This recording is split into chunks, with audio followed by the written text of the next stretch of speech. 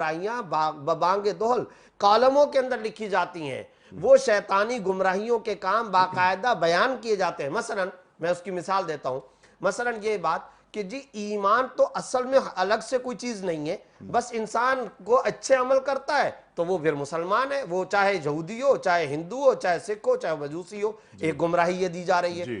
دوسری گمراہی یہ دی جا رہی ہے کہ جنت میں کفار کیوں نہیں داخل ہو سکتے بھائی؟ وہ اگر اچھے عمل کریں گے تو وہ بھی جائیں گے جنت کے اندر۔ یہ دوسری گمراہی آ گئی۔ اسی طرح تیسری گمراہی ہمارے ملک کے پاکستان کے حوالے سے، جیسا کہ پہلے کچھ دن پہلے بھی بات ہوئی کہ جناب یہ تو ایک سیکولر اسٹیٹ کے طور پہ بنایا گیا۔ تیسری چوتھے نمبر پہ گمراہی، قرآن کا نظام سلطنت سے کیا تعلق ہو گیا بھائی؟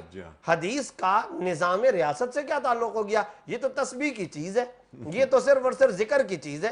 آپ مولوی صاحب بن کر کے مسجد کے کونے کے اندر بیٹھ کر اللہ اللہ کیا کریں، یہ تو صرف اور صرف اس چیز سے متعلق۔ قرآن کہتا ہے کہ وَجَعَلْنَا لِلْمُتَّقِينَ إِمَامًا، امامت کی بات کر رہا ہے، تو کیا امامت کا تعلق کوئی صوفیوں کی مسجد تھی جس کی صف اول کے اندر مصلی کی جگہ خالی تھی؟ کیا حضرت ابراہیم علیہ السلام کیا وہ مسجد کے اندر محراب کے اندر ایک امامت کی سیٹ خالی تھی، اس کی دعا مانگ رہے تھے؟ کیا رسول اللہ صلی اللہ علیہ وسلم جب امامت کی بات کرتے؟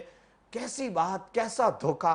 یہ ہیں موجودہ دور کی بڑی بڑی گمراہیاں، اور افسوس کے ساتھ کہنا پڑتا ہے رِدَةٌ وَلَا أَبَا بَكْرٍ لَهَا، ارتداد ہے مگر اس کا ابو بکر کوئی نہیں ہے۔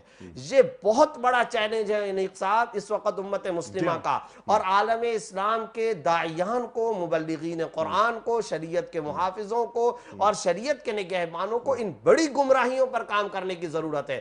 دکھتا دل کیوں ہے آج صرف اور صرف چند چھوٹی چھوٹی باتوں پر، مثلا حاضر ناظر کا معاملہ، مثلا نور بشر کا معاملہ؟ ارے بھائی تم بھی نمازی، یہ بھی نمازی، یہ بھی قرآن پڑھنے والا، تم بھی قرآن پڑھنے والے، ایک گھر کے اندر بھی چھوٹی موٹی باتوں میں اختلاف ہو جاتا ہے۔ آپ کو سبزی کے اندر فلاں سبزی پسند ہے، ان کو کدو پسند ہے، مجھ کو لوکی پسند ہے، یہ تو چھوٹے معاملات ہیں۔ آؤ اس الہاد کی طرف جو وَلَا أُضِلَّنَّهُمْ ہے، جو بڑا الہاد ہے، جو انسانوں کے اندر ارتداد پیدا کرتا چلا جا رہا ہے اور انسانوں کو برباد کرتا چلا جا رہا ہے، اور اتنی بڑی حقیقت کو جھٹلایا جا رہا ہے کہ قرآن کا سیکولرزم، قرآن کا صرف اور صرف نماز، روزے، زکوٰۃ، حج کے ساتھ تعلق ہے، اخلاقیات کے ساتھ تعلق ہے، پارلیمنٹ کے ساتھ کوئی تعلق نہیں۔ اللہ تعالیٰ کو بس مسجد تک محدود کر دو۔